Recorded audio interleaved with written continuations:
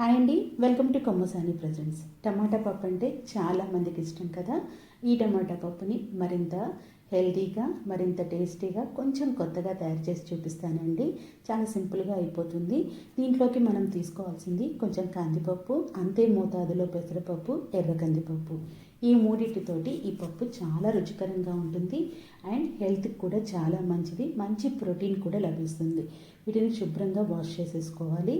వీటిలోకి మీరు పండు మిరపకాయలు ఉన్నా సరే, లేకపోతే మామూలుగా పచ్చిమిరపకాయలు ఎర్ర కలర్లోకి వచ్చినవి తీసుకున్నా ఈ పప్పుకి మంచి రుచి ఉంటుంది. తర్వాత మీడియం సైజు ఉల్లిపాయ, 2 మీడియం సైజు టొమాటోలను కట్ చేసుకొని, అలాగే రెడ్ కలర్లో ఉన్నటువంటి పచ్చిమిర్చిని కూడా తీసుకొని ఘాట్లు పెట్టుకోవాల్సిన అవసరం లేకుండా అలాగే వేసేసేయండి.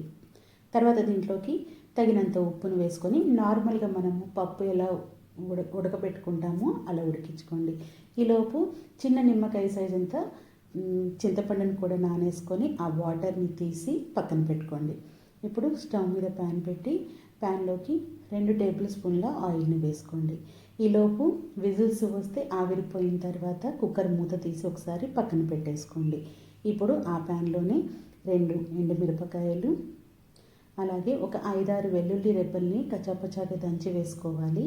కొంచెం ఆవాలు, మరికంత జీలకర్రను కూడా వేసేసుకొని వీటిని ఫ్రై చేసుకోవాలి. కాస్త వెల్లుల్లి కలర్ మారేంత వరకు ఫ్రై చేసుకుంటే సరిపోతుంది. లైట్గా కలర్ మారితే సరిపోతుంది. తర్వాత కరివేపాకును కూడా వేసేసుకొని ఫ్రై చేసుకోండి.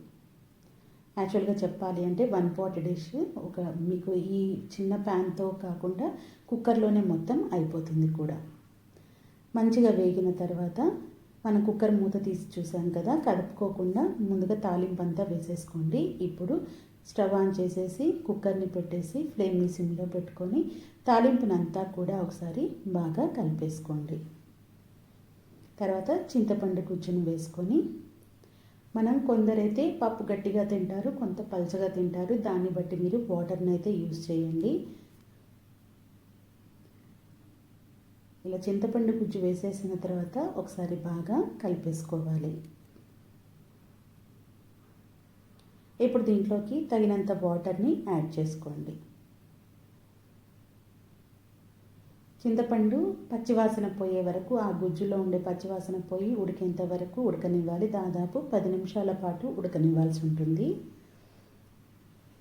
అలా ఉడికేటప్పుడు తగినంత ఉప్పు, అలాగే మనం పచ్చిమిర్చి వేసుకున్నాము. పచ్చిమిర్చి కారం ఎంత ఉందో దానికి తగ్గట్టుగా నార్మల్గా ఎండు కారం కూడా వేసుకోండి. కొంచెం స్పైసీగా ఉండి చాలా రుచిగా ఉంటుంది ఈ పప్పు అయితే. మనం వేసుకున్నటువంటి ఉప్పు కారాలు బాగా కలిసిపోయేటట్టుగా కలుపుకోండి. ఒక 10 నిమిషాలు ఉడకనిచ్చేసి కొత్తిమీర చల్లేసుకొని దింపేసుకున్నారు అని అంటే రోటీలోకి, వేడివేడి అన్నంలోకి ఎంతో రుచిగా ఉండే టమాటా పప్పు అయితే రెడీ అయిపోతుంది. తప్పకుండా మీరు ఇలా ట్రై చేయండి, మీకు కూడా బాగా నచ్చుతుంది. ఛానల్ని వీడియో చూసిన వెంటనే కొంచెం లైక్ ఇవ్వండి, అలాగే సబ్స్క్రైబ్ చేసుకోండి.